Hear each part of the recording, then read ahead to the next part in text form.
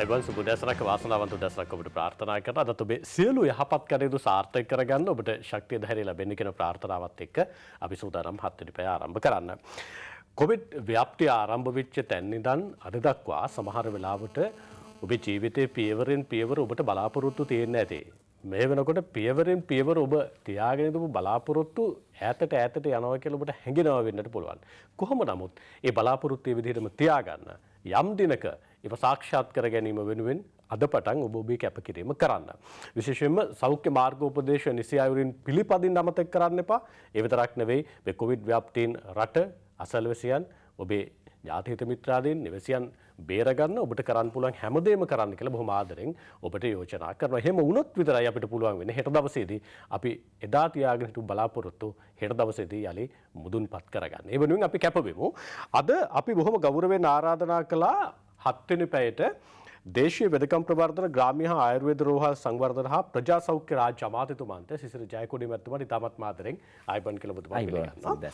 එතුමන්ට ආරාධනා කරන්න හේතු කිහිපයකුත් තිබුණා. පසුගිය දිනවල අපේ රටේ කොවිඩ් ව්‍යාප්තිය ආරම්භයේ සිට ප්‍රබලව සාකච්ඡා වෙච්ච දෙයක් තමයි වසර 2600කට එහා ඉතිහාසයකට හිමිකම් කියන ආයුර්වේද සත්කාරයන් ආයුර්වේද වටිනාකම් සහිත රටක ඇයි අපි ඒවා ප්‍රයෝජනයට ගන්නේ නැත්තේ? ඒවා ප්‍රයෝජනයට අරගෙන ගියොත් අපිට සමහරවිට කොවිඩ් වලින් බේරෙන්න පුළුවන් නේද කියන තැනක සාකච්ඡාවක් ඇති වුණා.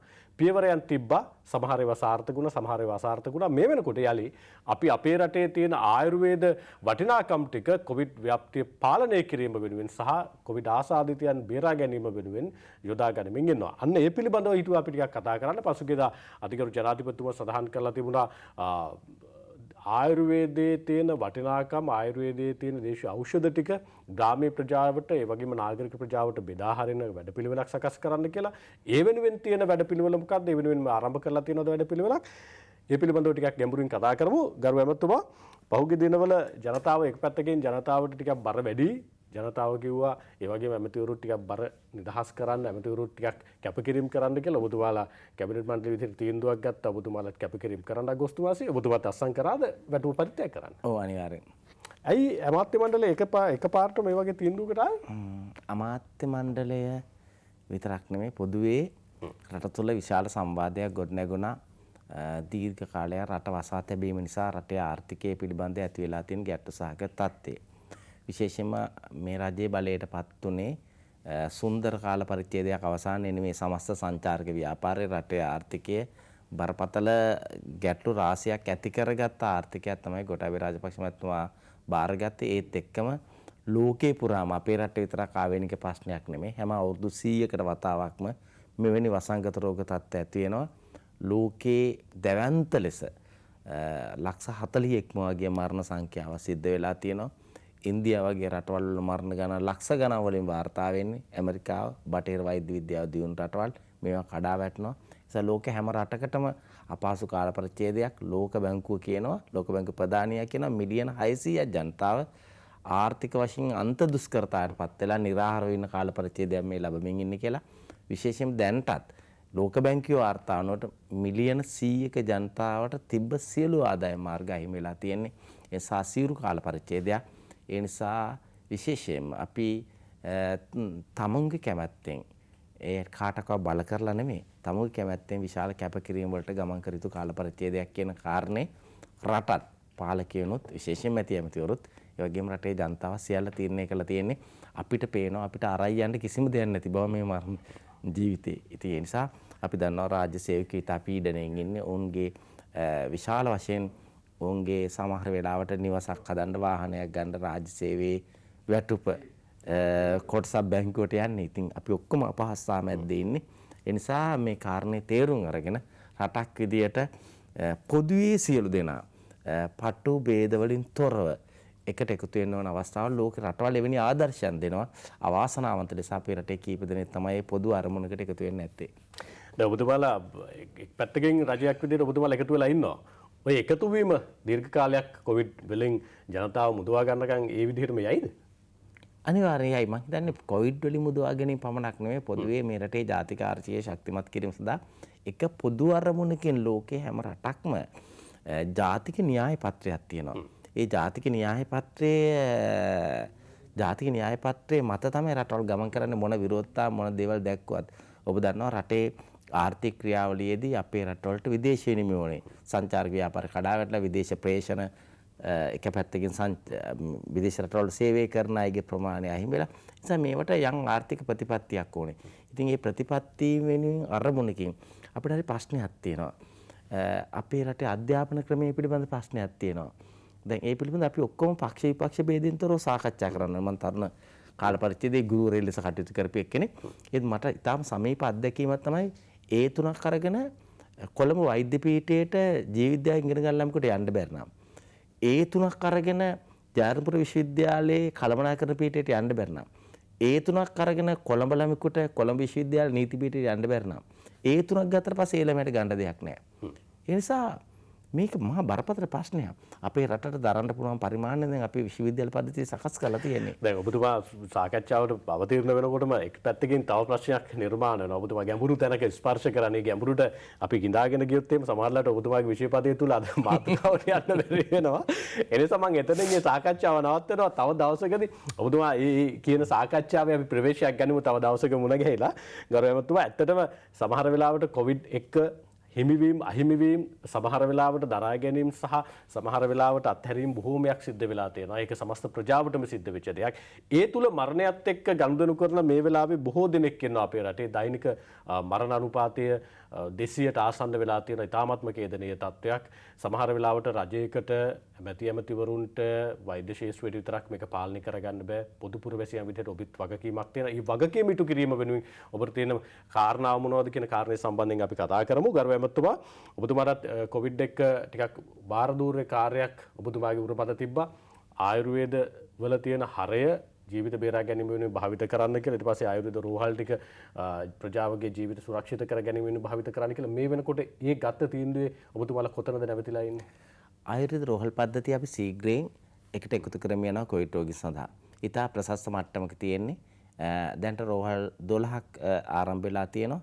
විශේෂයෙන්ම අද දවසේ වරල්ල දෙනියායි වරල්ල රෝහල අද දවල් වරුවේ ආරම්භ වෙනවා.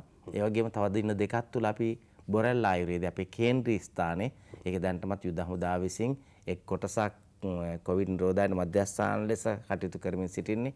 ඒ නිසා අපි විශේෂයෙන් ඉල්ලීමක් කළා අපිට ඕනේ අපේ ආයුර්වේද ක්‍රම සඳහා භාවිතා කරන්න කියන ඉල්ලීම. ඉතින් අපි විශාල ශක්තියින් සම්පත් ප්‍රමාණයක් තියෙන ආයතන. ඉතින් ඒ නිසා එතන අපිට තව දින දෙකක් තුල ලැබෙනවා. ඒත් එක්කම රටේ අනිකුත් ප්‍රදේශ රාශියක මේ ආයුර්වේද රෝහල් පද්ධතිය ක්‍රියාත්මක වෙනවා. දැන්ට 5000කට වැඩි ප්‍රමාණයක් අපි ආයුර්වේද රෝහල් පද්ධතිය තුල රෝගීන් සිටිනවා. ඇඳවල් 1500කට වැඩි ප්‍රමාණයක් අපි එකට එකතු කරමින් අපේ රෝහල් පද්ධතියේ කුඩයි. ආයුර්වේද රෝහල් සැකසීලා තියෙන්නේ ජාතික රෝහල් වගේ ඇඳන් 4000 ස්ථාන නෙමෙයි. ඒවල හුඟක් වෙලා තියෙන්නේ ඇඳවල් 15යි 20යි. නමුත් ඒවා පුළුල් කරමින් තමයි මේ කටයුත්ත අපි සිදු කරමින් යන්නේ. ඒවා සකස් කර ගැනීම පිළිබඳ කාල පරිච්ඡේදයක් යනවා. ඊට අමතරව අපි විශ්වාස කරනවා මේ මාසයේ අවසාන වෙන විට ඇඳන් 2000ක ප්‍රමාණයට යන්න පුළුවන් කියලා. 4500කට වැඩි ප්‍රමාණයක් සුව වෙලා ගිහිල්ලා තියෙනවා. සංකුලතා තියෙන රෝගීන් ප්‍රමාණය ඉතාම අවම කරගෙන තියෙනවා.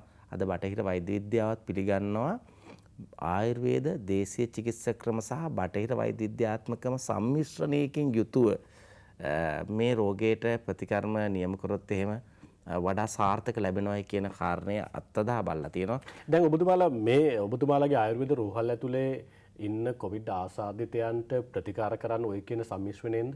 අනිවාර්යයෙන්ම ආයුර්වේද රෝහල් වල අධීක්ෂණය වෛද්‍යවරුන්ගේ අධීක්ෂණය යටතේ ආයුර්වේද ඖෂධ ලබා දෙනවා. ආයුර්වේද ක්‍රමයට සකස් කරපු ආහාර පාන රටාවන් සකස් කරලා තියෙනවා. හැබැයි ඒ සඳහා බටහිර විශේෂඥවරුන්ගේ සහාය ලැබෙනවා. ප්‍රධාන ජාතික රෝහලක් එක්ක ඒවා බටහිර වෛද්‍ය රෝහලක් එක්ක සම්බන්ධ වෙනවා. මට මොහොතකට අවසර දෙන්න අපි ඉක්මනට වෙලා බලමු. ඔබතුමාලා ප්‍රතිකාර විතරක් නෙවෙයි ආහාර රටාවත් දේශීය ආයුර්වේදයට ගැළපෙන විදිහට ලබා දෙන්න. අනිවාර්යෙන් විශේෂයෙන්ම අපි හිතනවා මේ මිහිදී ආහාර රටාව විශේෂයෙන්ම ප්‍රතිශක්තිකරණය වඩවන්න ඕනේ කියලා. අපි අපේ ජීවන රටාව තුළ ඇතිවෙච්ච බරපතල වරදක් එක්ක බෝ වන රෝග වලින් විතරක් නෙමෙයි බෝ නොවන රෝග වලින් පෙළෙනවා.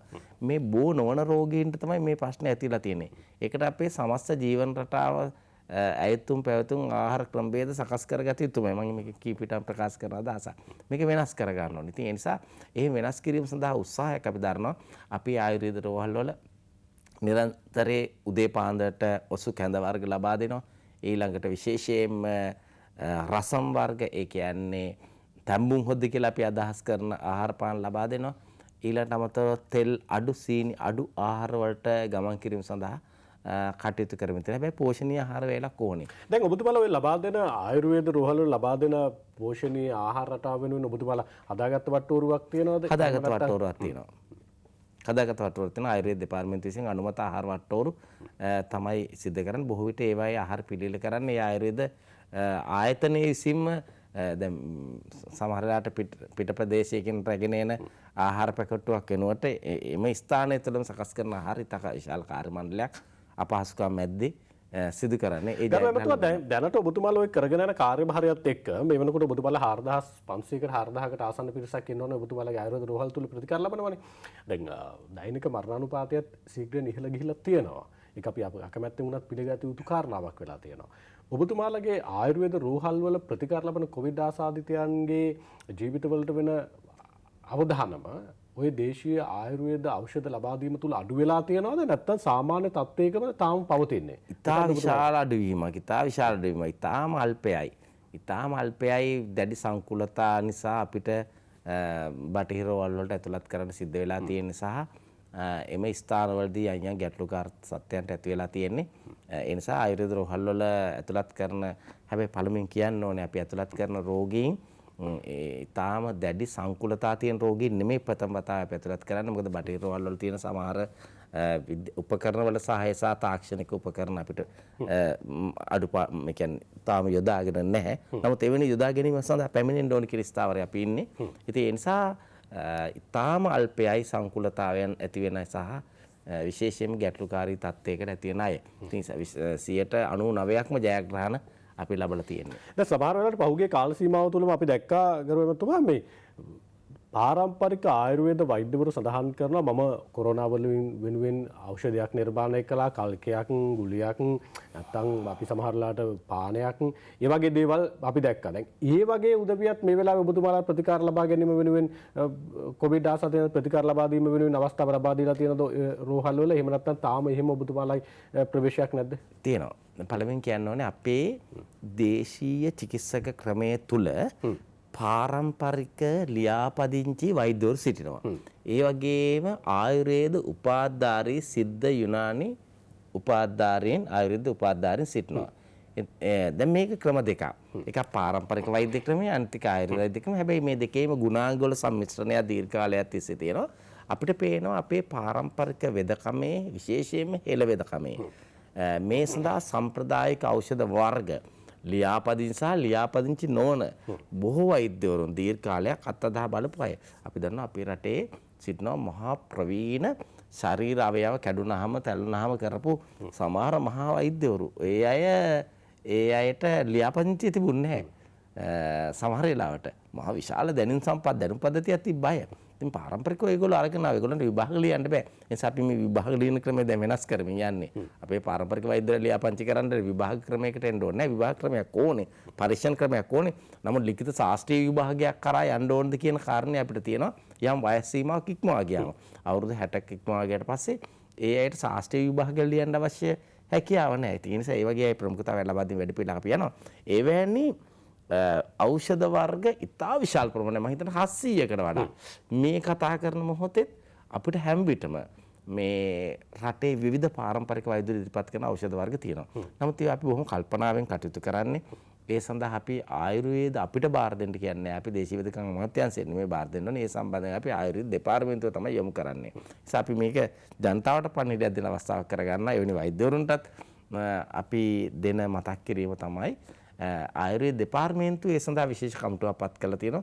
අපි පිහිටවලා තියෙනවා කොරෝනා මර්ධනය සම්බන්ධයෙන් දේශීය චිකිත්සා ක්‍රමයෙන් ප්‍රතිකාර විමසීමේ ජාතික කමිටුවක් පත් කරලා තියෙනවා.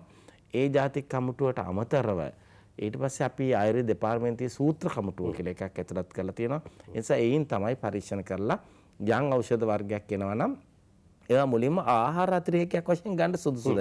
බැරලෝ වර්ග තියනවාද? රසායනික ද්‍රව්‍ය තියනවාද? ශරීරයට අගුණ කර දේවල් තියනවාද? ඒවා ආහාර ගැනීමේ යම් විශේෂ සංකූලතාවයන් ඇති වෙන්න පුළුවන්ද කියන කාරණේ මුලින්ම නිශ්චය කරනවා. ඉන්පස්සේ තමයි ප්‍රතිශක්තිකරණය පිළිබඳ සාධකේ අපි සැලකිල්ලට ගන්න. ඉතින් ඒ නිසා මේ කාරණා මත අනුමත වෙච්ච ඖෂධ වර්ග 14කට වැඩි ප්‍රමාණයක් තියෙනවා අපේ සමාජයේ, අපේ වෙළඳපොලේ, අපේ සමහර රෝහල් පද්ධතිවල ඊටම ජයග්‍රහණයක් විශේෂයෙන් කියන්න ඕනේ සමහර බටහිර රෝහල් වල අධ්‍යක්ෂකතුමන්ලා අද මේ පාරම්පරික ఔෂධ ලබා දීම සඳහා යන නැඹුරුතාවය දක්වන එයට අපේ විශාල ගෞරවය ප්‍රණාපිරමන අපි කිසි විටකින් මේ පරීක්ෂණයක් අත්දැක බැලීමක් හෝ එහෙම නැත්නම් ඖෂධයක් විදියට නෙමෙයි ආහාර අතිරේකයක් වශයෙන් යොදා ගැනීමට දරන උත්සාහය අපි තාම අගය කරනවා. දැන් ඔබතුමාලා මේ විදිහට ප්‍රතිකාර ලබා දීම වෙනුවෙන් ආයුර්වේද රෝහල් ටික සංවර්ධනය කරලා කොවිඩ් මධ්‍යස්ථාන බවට පත් කරලා තියෙනවානේ. දැනට ඔබතුමාලාගේ මේ ප්‍රවේශයත් එක්ක මේ ධාරිතාව වැඩි වෙන්න තව ඔබතුමාලා අලුතින් මේකට එකතු කරන්න මධ්‍යස්ථාන තියෙනවද නැත්නම් තියෙන ප්‍රමාණය විතරද ඔබතුමාලා තියෙන මොකක්ද? නෑ අනිවාර්යයෙන්ම හැම දිස්ත්‍රික්කයේම හැම විශේෂම ග්‍රාමීය රෝහල් වල තත්ත්වය ඉතාම සීමිතයි. නමුත් අපි දිස්ත්‍රික් රෝහල් පළාත් රෝහල් තියෙනවා. ඒ පළාත් රෝහල් ක්‍රමානුකූලව අපිට එකතු කරමින් යනවා. ඉදිරි සතිය තුළ අපි දන්නවා බස්නාහිර පළාත් තමයි කේන්ද්‍රීය ප්‍රශ්නේ තියෙන්නේ අපිට රෝගීන් ප්‍රමාණය වැඩි.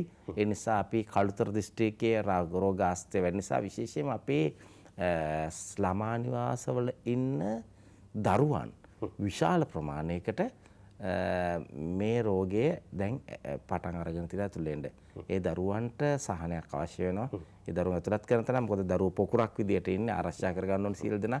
ඒ නිසා උන් වෙනුවෙන් විශේෂයෙන්ම කල්තර දිස්ත්‍රික්කයේ නෑබොඩ රෝහල ඒ වගේම නාගොඩ රෝහල කියලා එකක් තියෙනවා. මේවා අපි සකස් කරගෙන යනවා. මම හිතන්නේ ඉදිරි දවස් දෙක තුන සකස් අපි රෝහල් පද්ධතියේ පරිසරයට විවෘත වෙලා තියෙන්නේ. ඉතින් නමුත් කොවිඩ් රෝගීන් සම්බන්ධයෙන් වෙනමම ඒ පරිසරය සකස් කිරීම පිළිබඳ විශාල ප්‍රශ්නයක් තියෙනවා. අපේ කාර්ය මණ්ඩලය පුහුණු කරගන්න වෙනවා. විශේෂයෙන්ම අපද්‍රව්‍ය ප්‍රවාහන පද්ධති සකස් කරගන්න වෙනවා. සංකීර්ණ කටයුත්තක්. ඒ නිසා අපිට විශේෂයෙන්ම පළාත් සභාවත් ඒ වගේම අදාළ යුද හමුදාවෙත් අපේ කාර්ය මණ්ඩලවලත් අපේ ප්‍රජා වෛද්‍ය සේවා ඉදිරියට විශාල කැපකිරීම කරනවා. පිළිබඳ මේ රෝග තත්ත්වය හැම උන් එතන බැහැලා මේ වැඩේ කරනවා. ඉතින් ඒ නිසා සමහර වෙලාවට අර ෂණිකව එක පාටම කරගන්න පුළුවන් තත්ත්වයක් නැහැ. මොකද බටහිර සෞඛ්‍ය ශාස්ත්‍රයේ නිරීක්ෂණයන්ට යටත්ව තමයි අපිට බොහෝ දේවල් කරන්න වෙන්නේ. අපිට ඔය පද්ධතිය බැහැර කිරීම සම්බන්ධයෙන් තේමයි. ඊළඟට කාර්ය මණ්ඩලය පුහුණු කිරීම සම්බන්ධයෙන් තේමයි. උන්ගේ සහාය අපිට යම් ප්‍රමාණයක් අවශ්‍ය වෙනවා. ඉතින් මේ ඒකාබද්ධ වීමට හොඳයි. ඒ වගේම ගම්පහ දිස්ත්‍රික්කයේ කඳුබඩ ආයුර්වේද රෝහල මේ සම්බන්ධයෙන් අපි දැනටත් අපි සකස් කරලා තියෙන ඉදිරි සතිය අපිට පටන් ගන්න පුළුවන්. ඒ නිසා ආයුර්වේද රෝහල් වල ධාරිතාවය පුළුල් කරලා වඩා වැඩි සේවයක් කරන්න අපි කටයුතු කරමින් යනවා. දැන් ඔබතුමා මුලින් සඳහන් කරන්නේ ගරු එමතුමා මේ බටහිර වෛද්‍ය විද්‍යාවේ හරය සහ ආයුර්වේදයේ හරය දෙක සම්මිශ්‍රව කරන ප්‍රතිකාරයකින් කොරෝනා මර්ධනය කරගන්න පුළුවන් කියන කාරණේ සඳහන් කරනවා. දැන් ඔබතුමාලගේ ආයුර්වේද රෝහල් ටිකේ ඇතුලේ ඔය කියන කාරණාව ඒකාබද්ධව සිදු කරමින් යනවා. අනෙක් පැත්තට ඔබතුමාලා දැන් රජයේ රෝහල් වල බටහිර රෝහල් වලට අවශ්‍ය කරන ප්‍රතිකාර ලබා දෙන්න සිද්ධ වුණොත් ඒ සඳහා යම් ප්‍රවේශයක් අරන් තියෙනවද? ඔබතුමාලගේ මැදිහත් වීමක් සිදු කරන්න සූදානමක් තියෙනවද? දැන් අපි සූදානම්ින් ඉන්නේ. අපි දන්නවා මේ විශේෂයෙන්ම එකතු කරන්න ඕන කාරණය තමයි ලෝක සෞඛ්‍ය සංවිධානයේ පිළිගත්ත මතයක් තමයි මේ බීජින් සම්මුතියත් පිළිඅරන් තියෙනවා. මෙවැනි වසංගත රෝග තත්ත්වයක් හමුවේදී ලෝකයේ සම්ප්‍රදායික දැනුම් පද්ධතිය උපයෝග කරගන්න පුළුවන් කියන කාරණය. එක පැත්තක්. අනිත් පැත්තෙන් අපි දන්නවා අපේ විශාල වශයෙන් මේ වියට්නාමයේ, චීනය, තායිවානයේ, තායිලන්තයේ වැනි රටවල් ඊටාම සක්‍රීය ලෙස බටහිර වෛද්‍ය විද්‍යාවත් දේශීය චිකිත්සක දැනුම සම්ප්‍රදායික දැනුම් පද්ධතියත් ඒකාබද්ධ කර වැඩ පිළිවෙල ලෝකේ පුරා ක්‍රියාත්මක වෙනවා. ඉතින් අපි තමයි අවුරුදු 5000ක් නැවත මම කියන අවුරුදු 5000ක් මේ ශාස්ත්‍රීය ඥාන සම්භාරය තිබ්බ රට අපි. ලෝකේ පළවෙනි රෝහල දේශීය චිකිත්සක රෝහල පටන් ගත්ත රට. ඒ වගේම විකල්ප වෛද්‍ය ක්‍රම රාශියක් තියෙනවා. අපේ විශේෂයෙන්ම හෝමියෝපති වෛද්‍ය ක්‍රමයේ තියෙනවා. පාරම්පරික දැනුම් සම්ප්‍රදායික ඥාන පද්ධතිය අන්තර්ගත පාරම්පරික වෙදකම තියෙනවා. උතුරේ සිද්ධ වෛද්‍ය ක්‍රමයේ තියෙනවා. නැගෙනහිර යුනානි වෛද්‍ය ක්‍රම තියෙනවා. මේ ප්‍රදේශවල රෝගී මියන ප්‍රමාණය අඩුයි. ඔබ පේන සාපේක්ෂ වශයෙන්. උතුරේ ජනතාව කහදියර ගහනවා, කොහොඹ තෙල් සහ කොහොඹ වර්ග භාවිතා කරනවා. පෙරුම් කායම් භාවිතා කරනවා, ස්වභාවික ප්‍රතිශක්ති කරන ද්‍රව්‍ය පානය කරනවා. යම් මියාමි ප්‍රවණතාවයේ අඩුවක් තියෙනවා. ඉතින් මේ සාම්ප්‍රදායික දැනුම් පද්ධතිය උපයෝගී කරගෙන ඔබ කියන ප්‍රවේශයට ගියොත් එහෙම ඒ ජයග්‍රහණ ලබා ගන්න පුළුවන්. විශේෂයෙන්ම ඊටාම් පරිස්සමෙන් කරන්න ඕනේ. මොකද විවිධ සංකූලතා තියෙන රෝගීන් තමයි මේ රෝගයට ගොදුරු වෙන්නේ. වයස් සීමාව ඉක්මවා ගිය අය යම් රෝගී තත්ත්වයන් වෙනයි. ඒ රෝගී තත්ත්වයන්ට ප්‍රතිකාර කරන්න වෙලා තියෙනවා අපේ කොරෝනා වලට වඩා. ඉතින් ඒ කාරණාත් එක්ක තමයි මේ කටයුතු සිද්ධ වෙන්නේ. දැන් සමහර වෙලාවට රෝගී වෙලා ප්‍රතිකාර කරනවාට වඩා රෝගී වෙන්න පෙර ආතුව ආයුර්වේදයට එන හරයන් එක්ක ඔය රෝගී වීම වළක්වා ගැනීම වෙනුවෙන් වන ප්‍රවේශයකට යන්න සූදානමක් තියෙනවා නම් ඒක වටිනවා. ඒ සඳහා අධිකරු ජනාධිපතිතුමත් යම් දැනුවත් කිරීමක් කළා තිබුණා ඔබතුමාලට ග්‍රාමීය ප්‍රදේශවල ප්‍රජාවටත් මේ දේශීය ආයුර්වේද ඖෂධ බෙදා හරින්න කියලා. මොකද ඒ සඳහා තියෙන ප්‍රවේශය කියලා අපි කතා කරමු මේ විරාමෙන් පස්සේ.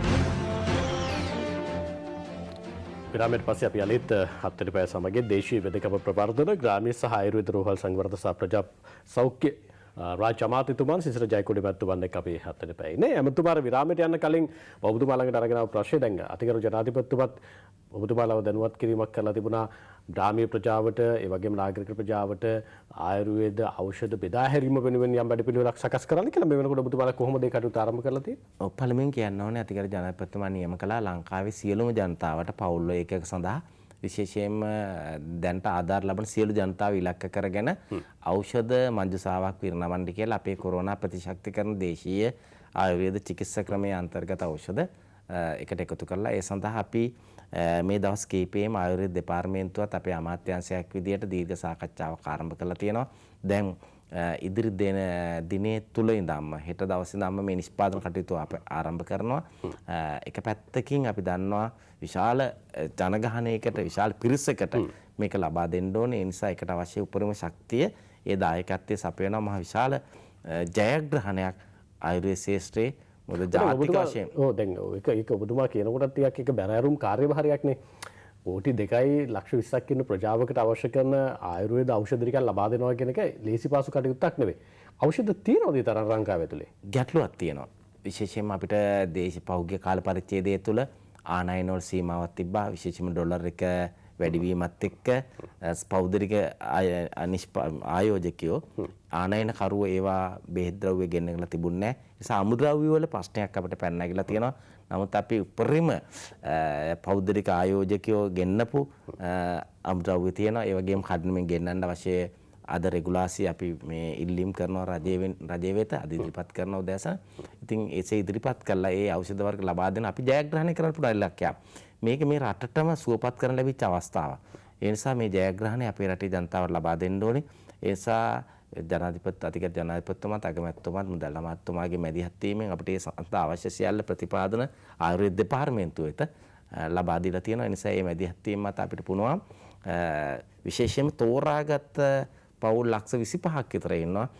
පළමු පියවර වශයෙන් ඒ ආධාරලාභීන් වෙන පවුල් ඒ සඳහා අපි මේ සෑම නිවසකටම ඒ ග්‍රාම සේවා වසමේ ඉන්න අපේ කමුටුවක් තියෙනවා ග්‍රාමීය කමුටුව. ඒ ග්‍රාමීය කමුටුව හරහා සෑම පුරවැසියෙකුටම මේ ඖෂධ මංජුසාව ලබා දීම සඳහා අවශ්‍ය විධිමත් වැඩපිළිවෙළ තියෙනවා. ඒකට අවශ්‍ය මූලික සැලසුම් සියල්ල සකස් කරලා දින දෙකක් තුළ අපිට ගෙසුකුරා තමයි මේ කාරණේ දැන්නේ.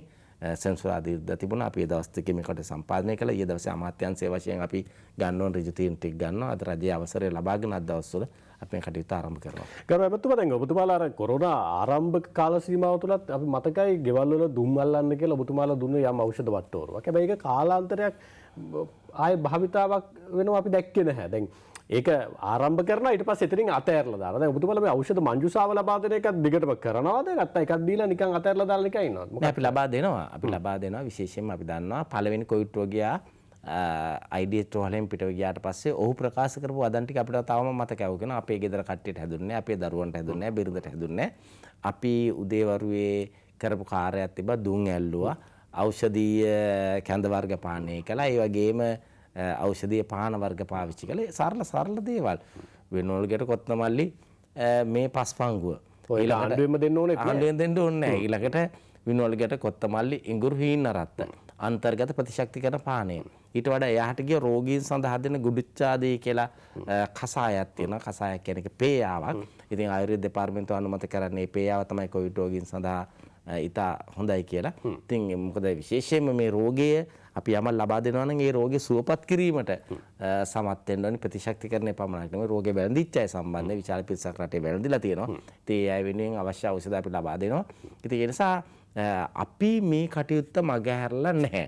විශේෂයෙන් මේ රටේ ජනතාව ඉල්ලීමක් කරනවා ඒ සම්ප්‍රදායික ඥාන දැනුම් පද්ධති උපයෝග කරගන්න කියලා. අපි අර නිතර කියන වගේ ශරීරයට සෑහෙන ප්‍රමාණයක් ජලය පානය කරන්න, ඒ වගේම ව්‍යායාම වලේ දෙන්න, ඔසු පැන් වර්ග, ඔසු කැඳ වර්ග, ධාන්‍ය කැඳ වර්ග ආහාරයට ගන්න, තැඹුම් හොදි වගේ ඉඟුරු කොත්ත මල්ලි සහ සුදු ලුණු වගේ දේවල් උපයෝගී කරගත් ආහාර වර්ග අද බටහිර වෛද්‍ය විද්‍යාවත් ඊයේ දවස් තුළ මේ පිළිබඳ සාකච්ඡා කරන අපි ඒක වේලස්ලිම කිව්ව දෙයක්.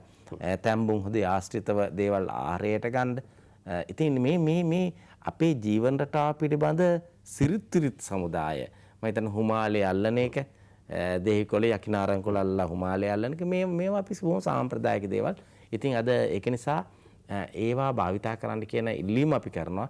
රටේ ජනතාව සාම්ප්‍රදායික ගැමි ජනතාව මේවා තවමත් කරනවා කියන විශ්වාසයි. අපේ රට සුරක්ෂිත වෙලා තියෙන්නේ මෙතරම් ඒකයි. හැමතුමා දැන් අර ඖෂධ මංජුෂාව ඔබතුමාලා ප්‍රාදේශීය මට්ටමේ තියෙන ආයුර්වේද මධ්‍යස්ථානවලදී ප්‍රජාවට බෙදා දෙන්න වැඩ පිළිවෙලක් තියෙනවා. නැත්නම් ග්‍රාමීය මට්ටමේ ප්‍රජාවට මේ ඖෂධ මංජුෂාව ලබා ගන්නවා නම් මොකක්ද ඔබතුමාලා ඒ සඳහා තියෙන වැඩ පිළිවෙල?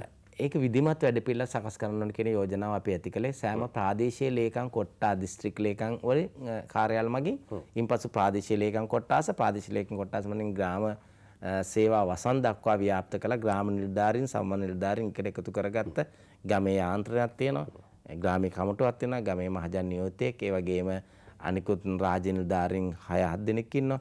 ඒ අය මැදිහත් වෙලා තමයි මේක ලබා දෙන්නේ. ඒතර විධිමත් වැඩ පිළිවෙලක් ඇත්තේ දෙන්න පුළුවන්. නමුත් අපි ඔබතුමාලා මේ බෙදා දීමේ තුල ප්‍රමුඛතාවය කොහොමද ලබා දෙන්න සූදානම් වෙන්නේ? මේ වෙලාවේ කොවිඩ් ආසාදිතයන් තියෙන අයටද ආශ්‍රිතයන්ටද එහෙම නැත්නම් මොකද්ද ඔබතුමාලා දෙන්න ප්‍රමුඛතාවය? අපි බස්නාහිර පළාතේ සියලු වඩාත්ම සංකුලතා බහුල ප්‍රාදේශීය ලේකම් කොට්ටාස වලින් රෝගීන් ප්‍රමාණය බහුල ප්‍රාදේශීය කොට්ටාස වලින් ආරම්භ කරලා රට පුරාම ක්‍රියාත්මක කරන වැඩ පිළිවෙලක් තියෙනවා. බස්නාහිර පළාතට පළමුව ප්‍රමුඛතාවය ලබා දීම සඳහා උත්සාහයක් තමයි අපි කරගෙන යන්නේ. ග්‍රාමීය මට්ටමින් බෙදා දෙනකොට අනිවාර්යෙන් ග්‍රාමීය ප්‍රදේශවලත් එවැනි සංකූලතා අධික ප්‍රදේශ දැන්ට රෝගීන් බහුතරයක් වාර්තා වෙන ප්‍රදේශ ඉලක්ක කරගෙන ඒ ප්‍රමුඛතාවය අපේ නිෂ්පාදන මට්ටමට යම් කාලයක් යනවා. ඒ ප්‍රදේශ ඉලක්ක කරගෙන තමයි අපි ගමන් කරන්න බලාපොරොත්තු වෙන්නේ. අමතම දැනට ඔබතුමාලා අභ්‍යන්තරයේ සිදු කළ දෙන සාකච්ඡා අනුව මේ වෙනකොට ඔබතුමාලා ලක්ෂ 25කට පවුල් ලක්ෂ 25කට ඖෂධ මංජුසාව ලබා දෙන සූදානමක් තියෙනවානේ. ඒ සඳහා අවශ්‍ය කරන ඖෂධ ටික තියෙනවද රට ඇතුළේ නැත්නම් ගේන්නන්න ඕන වෙලාද?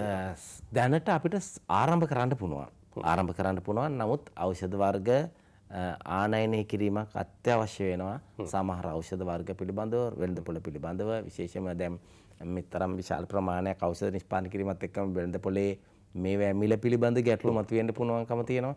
ඒ නිසා අපි පුළුවන් තරම් පරිස්සමෙන් දැනට තියෙන කටයුතු සිද්ධ කරමින් යනවා. ඒ වගේම රාජ්‍ය ආයතනත් මැදිහත් කරගෙන මේවා ආනයනය කිරීම සඳහා උත්සාහයක් අපි දරනවා. ඔබතුමාලා ප්‍රමුඛතාවයේ ලබා දෙන ප්‍රදේශات හඳුනාගෙන ඊට පස්සේ ඖෂධ මංජුසාවත් සකසාගෙන ආනයනය කරන්න ඕන දේවල් තියෙනවා. ඒවත් ගෙනල්ලා මංජුසාව සකස් කරලා ප්‍රජාව අතට දීලා අද ඉඳන් තඹගෙන බොන්න කියලා කියන දවස තව දවස් කීයකින් එළඹෙයිද?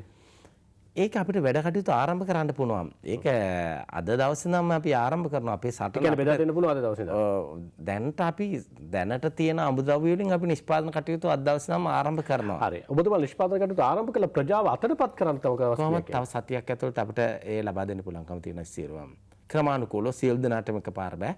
තෝරගත්ත ප්‍රාදේශීය ලේකම් කොට්ටාස වලට ලබා දීම ආරම්භ කරන්න අපිට පුළුවන්. සමහර වෙලාවට ගරු ඇමතුමා දැන් ඔබතුමාලා මේ ඖෂධ මංජුසාව සඳහා අවශ්‍ය කරන ఔෂධ හොයා ගැනීම යම් අභියෝගයකට මුහුණ දීලා ඉන්නවා නම් මේ වෙලාවෙත් ගම්වල ඉන්නවා මේ ඖෂධ එකතු කරන අය, ඖෂධ වගා කරන අය ඉන්නවා. සමහර වෙලාවට ඔවුන් ළඟ මේ ඖෂධ තියෙන්න පුළුවන්. ඔබතුමාලා ගම් මට්ටමේ තියෙන ඖෂධ ටික එක්තැනකට එකතු කර ගැනීම වෙනුවෙන් යම් වැඩපිළිවෙලක් ක්‍රියාත්මක කරලා තියෙනවද? කාලඟ හරි තියෙනවා නම් ඔබතුමාලට පරිත්‍යාගයක් හෝ ලබා දීමක් හරි කරන්න පුළුවන් කමක් තියෙනවද? අනිවාර්යයෙන්ම ඒ සඳහා විශේෂයෙන්ම අපේ පළාත් ආයුර්වේද රෝහලුත් ආයුර්වේද දෙපාර්තමේන්තුව සූදානම් කරමින් ඉන්නේ. අපි ඉදිරි දවස් දෙක තුල ඒ අමුද්‍රව්‍ය සපයන්න පුළුවන් අය වෙනුවෙන් දැන්ට අපි ලියාපදිංචි අමුද්‍රව්‍ය සපයන අයගේ ලේඛනයක් තියෙනවා, ලියාපදිංචි කරලා තියෙනවා. ඒ නිසා තමයි අපිට ගැටලුව තියෙන්නේ. නමුත් මේ කාරණේදී අපිට එහෙම සීමා වෙන්න බෑ. එතනින් යහට ගිහිල්ලා මේ අමුද්‍රව්‍ය සපයාගෙන සඳහා වූ නිශ්චිත වැඩපිළිවෙල අපි ඉදිරි දවස් දෙකේ ප්‍රකාශයට පත් කරනවා. ගරමතුමා දැනට ඔබතුමාලගේ අධ්‍යයනය අනුව අභියෝගයකට මුහුණ දීලා තියෙන මොන ඖෂධද පිටරටින් ගේන්න වෙයි කියලා මොන ඖෂධද ඔබතුමාලා අහගෙන තියෙන්නේ? දැනට අපි දන්නවා කොත්තමල්ලි වල හිඟයක් අපේ රටේ තියෙනවා. විශේෂයෙන්ම අපේ රටේ වෙනුවල් ගැටවල හිඟයක් තියෙනවා. මේවා ඉතා විශාල ගැටලු. ඒ තමයි අපිට වෙනුවල් ගැට කොත්තමල්ලි තමයි වැඩි වශයෙන් මේ ඖෂධ සඳහා භාවිත වෙන්නේ. ගුඩිච්චාති චූර්ණයේ නිෂ්පාදනයට අවශ්‍ය සමහර ඖෂධ අපේ රටේ නැහැ, හිඟයක් පවතින නිසා ඒවා ප්‍රකාශයට පත් කරනවා. ඒවා ලබා දෙන්න කියලා. මොකද දැන් ඇත්තටම අපිට ගැටලුවක් තියෙනවා මේවා හිඟයක් තියෙනවා කියන කතන්දරෙත් එක්කම බොහෝ වෙලාවට මේවා සංගෝවලා මිල කෘතිම වැඩි කරගන්නවා. ඒ නිසා අපිට බොහොම පරිස්සමෙන් මේ වැඩේ කටයුතු කරන්න වෙන්නේ. ඒ නිසා අපි ආනයනය සඳහත් වූ ඉලක්ක සහගත වැඩපිළිවෙලක් අපි ගමන් කරන්න ඕනේ. මොකද මේ නිෂ්පාදන වියමදමත් අවම කරගනිමින් තමයි මේ කටයුත්ත අපිට සිදු කරන්න වෙන්නේ. දැන් ඔබතුමාලා අපි දන්න කාරණාවක් තමයි ගරු ඇමතුමා අපේ රටේ සමහර වෙලාවට කටුවල් බටු වලටත් අපිට අපේ රටේ අයිතිය නැහැ කියන තැන යම් ගැටලුවක් තියෙනවා. හැබැයි මේ සියලු ඖෂධ නිර්මාණය වෙන්නේ හැදෙන්නේ අපේ රටේ. අපිට යම් ගැටලුවක් මතුවෙච්ච වෙලාවට අපි පිටරටකින් තමයි ඒවා ගේන්න වෙලා තියෙන්නේ. මේකට දීර්ඝකාලීනව සාකච්ඡාවක් ඇති වුණා මිසක් හැබැයි ඒකට ස්ථිරසාර විසඳුමක් ඇති වුණේ නැහැ ගරු ඇමතුමා. දැන් කොරෝනා වලට ඔබතුමාලා ওই විදිහට ඖෂධ මංජුසාවක් ප්‍රජාවට ලබා දෙන්න යනකොට ඖෂධ හිඟයකට මුහුණ දෙන්න සිද්ධ වෙලා තියෙයි. සමහරලාට ওই ගැටලුව කලින් ඔබතුමාලා හඳුනා නොගත්ත නිසා කලින් ওই අමාත්‍යාංශයේ දරපු ඇමතිවරු හඳුනා නොගත්ත නිසා සමහර රාජ්‍ය නිලධාරීන් හඳුනාගත්තේ නැති නිසා ඔබතුමාලා මේ ප්‍රශ්නේ හඳුනාගෙන ඉස්සරහට ස්ථිරසාර විසඳුමක් ලබා දෙන්න මොකද්ද ඔබතුමාලා තියෙන යෝජනාව? හඳුනගත්තා. අපි මේ අමාත්‍යාංශයේ බාරගත්ත ගාම සුවදර්ණී දේශීය ඖෂධ වගා කිරීම සහ සංරක්ෂණය කිරීමේ වැඩසටහන ආරම්භ කළා. විශේෂයෙන් පෞද්ගලික අංශය සහභාගී කරගෙන මේ දිරිගැන්වීමේ කටයුතු සිදු කළා. විශේෂයෙන් යටි වගාවන් වශයෙන් මේව කටයුතු වගා කිරීම සඳහා වූ සම්පකාර පද්ධතිය තුළ ඉන්න යම් කාර්ය මණ්ඩල උපයෝගී කරගත්තා. අපේ යම් පද්ධතිය සක්‍රිය කළා. දැන් ප්‍රශ්නයක් තියෙනවා කාරණයක් මෙහෙම. මේක මතභේදාත්මක විවේචනාත්මක කාරණයක් වෙයි. අපේ රටේ හුරු වෙලා තියෙන්නේ ප්‍රතිපත්ති සම්පාදනය කරන දේශපාලඥයන් තමයි ඇඟිල්ල දික් කරන්නේ. ඒ වුණාට මේ මහ පොළොවේ මේ වැඩ ටික නොකරන විශාල රාජ්‍ය යාන්ත්‍රණයක් තියෙනවා. අපි දන්නවා සමහර ආයුර්වේද රෝහල් වලට අපි 10 සැරයක් ගිහිල්ලා තියෙනවා. නිලධාරීන් ගෙනල්ලා 50 සැරයක් කියලා තියෙනවා දැන් ලෙඩ්ඩු ටික දාන්න. දැන් රෝහල පටන් ගන්න කියලා. හැබැයි අවාසනාවට මේ ආසන්න ස්ථානවල අවාසනාවට සමහර වෘත්තීය සමිති අද ලියුමක් දෙනවා නෑ අපි අද වැඩ කරන්නේ නෑ කොරෝනා රෝගීන් අපි ගන්නෑ. ආයි කැමැති වෛද්‍යවරු ටික එකට එකතු කරනවා. දැන් මේ බරපතල ඔබ දන්නවද දැන් සමහර වෙලාවට අපිට මේවට කාර්ය මණ්ඩල නැහැ. සුළු සේවකයෝ නැහැ. ඒ නිසා අපි බොහොම අමාරුවෙන් අර බහුකාර්ය ක්‍රමයේ අර්ථයේ සේවකයෝ කීප දෙනෙක් පටන් ගත්තා. ඔවුන්ට ඊටාම සුළු කාර්යභාරය සෞඛ්‍ය සේවා පද්ධතියට එකතු කරේ නැහැ. හැබැයි ඒ සුළු සේවකයෝ ටික සුළු සේවක කියලා කියන්න බෑ. අපි ඔක්කොම එක සමානයි. ඒ බහුකාර්ය ක්‍රමයේ අර්ථයේ බඳවගත්ත තරුණය අපේ රෝහලට එපයි කියලා අඛණ්ඩ වර්ජනයක් පටන් ගත්තා. ඒ වගේම පීඩාවට පත්වෙච්ච කම්කරු සහෝදරවෝ ටික තමයි මේ වර්ජනය කරේ. සමහර වෛද්‍යවරු තමයි ඒ වෘත්තීය සමිති වල නායකයෝ වෙන්නේ. ඉතින් අපි ඒ නිලධාරීන් කියලා ඇහුවා අපි දැන් මෙයාට රස්සාව දෙනව නෙමෙයි. මේ කාර්ය පහසු කරගන්න උන්ව යොදා ගන්නවා. මේගොල්ලෝ සෞඛ්‍ය සේවයට අනුබද්ධ කරන්නේ නැහැ. ඒ වගේම මේ බහුකාර්ය කණ්ඩායම තෝරගනිද්දී දේශපාලනඥ විදියට මීට වඩා වෙන ක්‍රම තමයි අපි යෝජනා කරන්නේ. අපේ ලිස්ට් එකෙන් ගන්න කියලා. එහෙම දෙයක් නැහැ. සමාජය ඊටාම පීඩාවටපත් වෙච්ච ආර්ථික ගැටලු තියෙන අධ්‍යාපන පහසුකම් වල කරුණු සැලකිල්ලට අරගත්ත සමාජයේ එක තලයක පිරිසක් තමයි ගත්තේ. ඒ නිසා රටක් විදියට කම්කරුවෝ සතුටු වෙන්න ඕනේ ඒ වගේ අයට රස්සා දෙනවට. දේශපාලඥ විදියට අපි කැමති අපිට උදව් කරපයි රස්සා දෙනවට. හැබැයි රාජ්‍ය හරි විශිෂ්ට තීරණයක් අරන් තිබ්බේ. ඒක ලෝකේ තියෙන මේ සමාජ විෂමතාවය පිළිබඳ කාරණාත් එක්ක ගත්තොත් ඉතාම හොඳ ජයග්‍රහණයක් මේ කරේ. ඉතින් සමහර කම්කරු පන්තියේ වෘත්තීය සමිති රෝහල තුල වැඩ වර්ජනය කරනවා ඒ සහෝදරවරු ටික වැට්ට ගත්තයි කියලා. එහෙම ඉතින් මම මේවා රාජ්‍ය සේවකයන්ට බැන්නයි කියලා ඊට පස්සේ ප්‍රශ්නයයි. එහෙමනේ අර කොච්චර හොඳ කරුණු 10ක් කිව්වත් අන්තිමට යන්නේ මේ කාරණේනේ. ඉතින් අපේ රටේ හැම දේශපාලනඥයටම බයින්න බෑ. නිවස හදා ගන්න නැතුව වාහනයක් ගන්න නැතුව මුළු ජීවිත කාලෙම තරුණ කාලෙම අනිත් මිනිස්සු වෙනුවෙන් කැප කරන മന്ത്രിවරු මේ රටේ ඇමතිවරු ඉන්නවා. එහෙමයි ඉන්නවා. අබමල් රේණුවක් අංශු මාත්‍රයක් කාගෙමත් වැරදි විදියට රුපියලක්වත් ගත්තේ නැති මහජනියෝත් ඉන්න ඕන තරම් මේ රටේ. ඉතින් එහෙම ඒ නිසා මිනිස්සු දික් කරන්නේ ඇඟිල්ල දික් කරන්නේ දේශපාලඥයින්ට. හැබැයි අර අනෙක් පැත්තෙන් රාජ්‍ය සේවකයෙක්ගේ තියෙන යුතුයකම හරියට ඉටු කරලා තියෙනවද කියලා නෑ ඉටු කරන්නේ නෑ සමහර නිලධාරීන්. හරි දැන් එහෙම ඉටු කරලා නැත්තම් දැන් ඔබතුමාගේ අමාත්‍යාංශය තුල එහෙම ඉටු කරලා නැත්තම් අඩුම ගානේ මෙතන ඉඳන් හරි එහාට ඉටු කරන්න ඕන වෙන බලපෑම සිද්ධ කරන්න ඔබතුමා ලෑස්තිද? බලපෑම් සිද්ධ කරමින් යන්නේ බලපෑම් සිද්ධ වෙනවා. ඒකට අවශ්‍ය නායකත්වය අපි සබල තුන ඉතාම ප්‍රගතිශීලී තීන්දුවක් ගත්තා. ලංකාවේ ආයුර්වේදයේ පිළිබඳ ඇතිවෙච්ච ප්‍රශ්නය තමයි ආයුර්වේද වෛද්‍යවරයෙක් ආයුර්වේද කොමසාස්තුරේ මෙතෙක් කලක් තිබුණේ. ඉතින් අපි ඒ තත්ත්වය වෙනස් කළා. ඒ පරිපාලන සේවයේ අංශවල යම් යම් ජයග්‍රහණ අපිට රටට ලබා දීලා තියෙනවා. දැන් ඒවා විධිමත් කරන ක්‍රමවේදයන් අපි සකස් කරලා තියෙනවා. නවීන තාක්ෂණය භාවිතා කරලා තියෙනවා. නමුත් අපි දන්නවා මේවා සාම්ප්‍රදායික වෘත්තීය සමිති. වෘත්ති මේ ආයුර්වේද වෘත්ති සමිතිවල බලපෑම වැඩි. මේක මම කියන්න මොන කාරණයක්. ඇයි බලපෑම වැඩි? අපේ රටේ උසස් අධ්‍යාපන ශාස්ත්‍රයේ විශ්වවිද්‍යාලය වෛද්‍ය පීඨයට ඇතුළත් වීමට ලකුණු 1-2ක් අඩු වෙච්ච අය තමයි සමහර විට ආයුර්වේද වෛද්‍ය ශාස්ත්‍රයට යොමු වෙන්නේ. එතකොට සමහර ශිෂ්‍ය සංවිධානම ඔළුවට දානවා මේ ඔබට මේ වෛද්‍ය පීඨයට යන්න බැරුණේ මේ සමාජික ගැටලුවක් නිසා කියලා. මේ වෛද්‍ය ක්‍රමයේ මොනතරම් විශිෂ්ට දෙයක්ද? ආයුර්වේද වෛද්‍යකම හරි විශිෂ්ට දෙයක් මේ. ඉතින් මේ தත්ත්වේ නැතුව ඔවුන්ව එක පීඩාවකට පත් කරනවා. ඔවුන් ඊට පස්සේ සමාජයට ආවට පස්සේ ඔවුන් උත්සාහ කරනවා තමුන්ට නැලෙච්ච දේ කෝට් එක දාගෙන අර ටයි එක දාගෙන බටහිර වෛද්‍යවරයා විදියට අර නලාව දාගෙන ඒ විදිහට හැසිරෙන්න ඒ සමාජ පීඩාවත් එක්ක කටයුතු කරනවා. මේක විශාල සමාජ සාකච්ඡාවක් ලක් කරන්න ඕන කාරණයක් මම කියන්නේ. මේ කාරණේ අපි තෝරගෙන තියෙනවා. එහෙනම් අපි බය වෙන්න ඕනේ අපි ආයුර්වේද වෛද්‍යවරයෙක් කියලා කියන්නේ. අපි බය වෙන්න ඕනේ මේ ලබා දෙන ඖෂධ වර්ග කියන්නේ. අපි කිසිසේත් මේ බටහිර වෛද්‍යවරයෙක් විදිහට හැසිරෙන්න ඕනේ නැහැ. බටහිර වෛද්‍ය ක්‍රම විශිෂ්ටයි. අපේ වෛද්‍ය ක්‍රම ඒ වගේ විශිෂ්ටයි.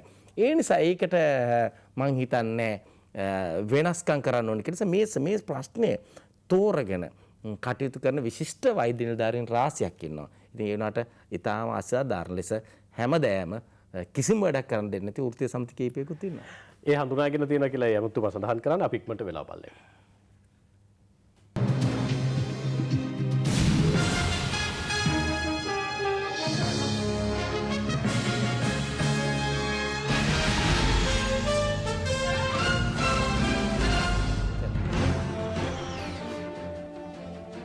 අපි අලිත් හත්තට පැය සමගින් දේශීය වෙදකම් ප්‍රවර්ධන ග්‍රාමීය සහ ආයුර්වේද රෝහල් සංවර්ධන ප්‍රජා සෞඛ්‍ය රාජ්‍ය අමාත්‍යතුමා සිසිර ජයකුඩ මැතිතුමන් එක්ක අපි හත්තට පැයේ අවසන් විනාඩි කිහිපයක ගරු ඇමතුමා දැන් ඔබතුමාලා මේ කරන කාර්යභාරයත් එක්ක කොවිඩ් ව්‍යාප්තිය පාලනය කර ගැනීම වෙනුවෙන් ප්‍රජාවගේ පැත්තෙන් ලබා දිය යුතු දායකත්වය මොකද්ද මම කැමති ඔබතුමාගේ පැහැදිලි කර ගැනීමත් මේ අවසන් විනාඩි කිහිපය තුළ විශේෂ මතක් කරන්න ඕනේ අපි ඉන්නේ දේශීය චිකිත්සක ක්‍රමයේ ස්වර්ණමය කාල පරිච්ඡේදයේ ආයුර්වේද වෛද්‍ය ක්‍රම ඉතාම අලුත් පුනර්ජීවනයක් කරා ගමන් කරන කාල පරිච්ඡේදයක්. ජනතාව තුළ විශ්වාසයේ දේශීය වෛද්‍ය චිකිත්සක ක්‍රම පිළිබඳ ඇති වෙලා තියෙනවා. ඒ නිසා මේ රටේ ජනතාවට අපි ආරාධනා කරනවා දේශීය ඖෂධ ගන්න. අපේ සාම්ප්‍රදායික නැති වෙලා ගිය ජීවන රටාවක් තියෙනවා. ඒක ස්වභාව ධර්මයත් එක්ක බද්ධ වෙලා තියෙන්නේ. අපේ දේශීය ඖෂධ ක්‍රම සාකසාරත් එක්ක මිශ්‍ර වෙලා තියෙන්නේ. ඒ නිසා අපි බොහෝ විට අවිහිංසාවාදී ජීවන රටාවක් ගොඩනැගිලා තියෙන්නේ. ඒ නිසා වසවිසෙන් තොර ආහාර ක්‍රම වේදයකට අපි ගමන් කරන්න ඕනේ. නිසි සෞඛ්‍ය ආරක්ෂිත ක්‍රම වලට අපි ගමන් කරන්න ඕනේ. ඒ වගේම අපේ දේශීය ඖෂධ වර්ග භාවිතා කරන්න කිසිසේත්ම බය වෙන්න එපා. ගරු ඇමතුමා දැන් ඔබතුමාගේ පැහැදිලි කිරීමත් එක්ක දැන් මේ දීර්ඝ කාලයක් තිබ්බ සාකච්ඡාවක් පාර්ලිමේන්තුවේ පව සාකච්ඡා වුණු දෙයක්. දැන් ඔබතුමාලා සඳහන් කරනවා දේශීය ඖෂධ භාවිතා කරන්න කියලා සහ දේශීය ඖෂධ වෙනුවෙන් ඔබතුමාලා පෙනී ඉන්නවා කියලා ආයුර්වේදයේ අවුරුදු 500ක 5000ක ඉතිහාසයක් තියෙන හින්දා. කංශ සම්බන්ධයෙන් දීර්ඝ කාලේ සාකච්ඡාවක් ඇති වෙලා තිබුණා. පාර්ලිමේන්තුවෙත් කතා කරා, ඔබතුමත් කතා කරා. ඩයනාගමගේ මන්ත්‍රීතුමියත් කතා කළා. මේක විදේශ විනිමයක් ගේන්න පුළුවන් කියලා, මේක අපේ දේශීය ආයුර්වේදෙම තියෙන එකක් කියලා. කතා කරනවා අතරමඟ නවතිනවා. මොකක්ද ඇත්තට වෙලා අතරමැද නැවතිලා නැහැ. ඒ සම්බන්ධයෙන් බලපාලා තියෙන අනපනත් රාශියක්. ඉතින් ආයුර්වේද නීති සංග්‍රහය සකස් කරන්න ඕනේ. අපි විශේෂඥ නීතිඥ කණ්ඩායම පත් කරලා තියෙනවා. විශේෂයෙන්ම එම ද්‍රව්‍ය කාංසා, ඒ කියන්නේ ඔය වෛද්‍ය විද්‍යාත්මක කාංසා සම්බන්ධයෙන් ලෝකේ මේවා භාවිතා කරන්නේ පාන වර්ග වශයෙන් නෙමෙයි, ඔයිල් වශයෙන්. ඒවා විශේෂයෙන් විදේශ රටවල වල බිලියන 6කට වඩා විශාල ඩොලර් රුපියල් පුරන මාර්ගයක්. ඉතින් මේවා අපනයනය කිරීමට අවශ්‍ය නීතිමය යාන්ත්‍රයක් සකස් කරන්න ඕනේ. මෙතෙක් කලක් ගැටලුව තිබ්බේ ඒ නීතිමය මාලාව සකස් කර තිබුණේ ආයුර්වේද දෙපාර්තමේන්තුවට අවශ්‍ය බලය ලබා ගන්න ඒ සඳහා අවශ්‍ය නීතිමය කටයුතු සිදු කරනවා. මේ ඔක්තෝබර් මාසයට පෙර අපි ඔක්තෝබර් මාසයේ තුල අපි පාර්ලිමේන්තුවට ඉදිරිපත් කරනවා මේ ආයුර්වේද නීති සංග්‍රහය. ඒ සඳහා අවශ්‍ය නීතිමය බලය ලැබෙනවා. ඒත් එක්ක අපිට පුළුවන් රටේ විදේශ විනිමයටත් අපේ දේශීය චිකිත්සා ක්‍රමයක් අපේ රටට ආවේනික මේ ඖෂධීය ගුණාංග අපනයන ආදායම් බවට පරිවර්තනය කරලා රටට යහපතක් කරන්න පුළුවන්කම ලැබෙනවා. ඒ කියන්නේ ඔබතුමාලා නීතිමය වශයෙන් වගා කිරීමේ බලතල නැත්නම් පරිසරය සකස් කරන සූදානම් ඔක්තෝබර් මාසයෙන් පස්සේ ඔය අනිවාර්යෙන් පුළුවන්. විශේෂයෙන්ම පුද්ගලයින්ට ලබා දෙන්න පුළුවන් කමක් නැහැ. ඒක අපනයනය අරමුණු කරගත්ත විද්‍යාත්මක වැඩපිළිවෙලක් යටතේ තමයි ලබා දෙන්නේ. නිකම් මිනිසුන්ට කිසිසේත්ම ඒ සඳහා අවස්ථාව ලැබෙන්නේ අපනයනය අරමුණු කරගත්ත වැඩසටහනකට අර්ධ රාජ්‍ය මැදිහත් වීමකින් විශේෂයෙන්ම මොකද මේක පාලනය කරගන්න ඕනේ කටයුතු කරගන්න බලාපොරොත්තු වෙනවා. අපි බෙහෙවින් ස්තුතිවන්ත වෙනවා දේශීය වෙදකම් ප්‍රවර්ධන ගාමීය සහ ආයුර්වේද රෝහල් සංවර්ධන සහ ප්‍රජා සෞඛ්‍ය රාජ්‍ය අමාත්‍යතුමන්ට සිස්ටර් ජයකොඩි මැතිතුමට අද 7 වෙනිදාට සහභාගී වීම සම්බන්ධයෙන් ඔබතුමාලා කරන කාර්යභාරය ඉතාමත්ම ගෞරවයෙන් සිහිපත් කරනවා. මේ වෙලාවේ රටට පණ දෙන්න ප්‍රජාවට ජීවය දෙන්න ඔබතුමාලා කරන කැපකිරීම ඉතාමත්ම ගෞරවයෙන් සිහිපත් කරමින් අපි වැඩසටහන සමුදෙනවා. ආයුබෝවන් සහභාගීත්වයට ස්තුතියි. අපි සමුගන්නවා යලි හමු වීම හෙට උදේ 7ට 7 වෙනිදාට බොහොම ආදරෙන් ඔබට මතක් කරනවා. අපි කොවිඩ් 4 වෙනි රැල්ලේ අධි අවධානම් කාල සීමාවක් පහු කරමින් ඉන්නේ. සමහර වෙලාවට අද හිනහ වෙලා කතා කරන අය හෙට මුණ නොගැහෙන පරිසරයක් දෝ නිර්මාණය වෙන්න කියන කාරණය පිළිබඳ ප්‍රශ්නාර්ථයක් තියෙන නිසා ඔබ සුරක්ෂිත වෙන්න, අසල්වැසියා සුරක්ෂිත කරගන්න ඔබේ කැපකිරීම තුළ අපිට පුළුවන් වෙයි කොවිඩ් වසංගතයෙන් රටත් ප්‍රජාවත් මුදව ගන්න. ඒ වෙනුවෙන් කැප වෙන්න කියලා බොහොම ආදරෙන් ඔබෙන් ඉල්ලනවා. සමුගන්න ආයිබෝවන්.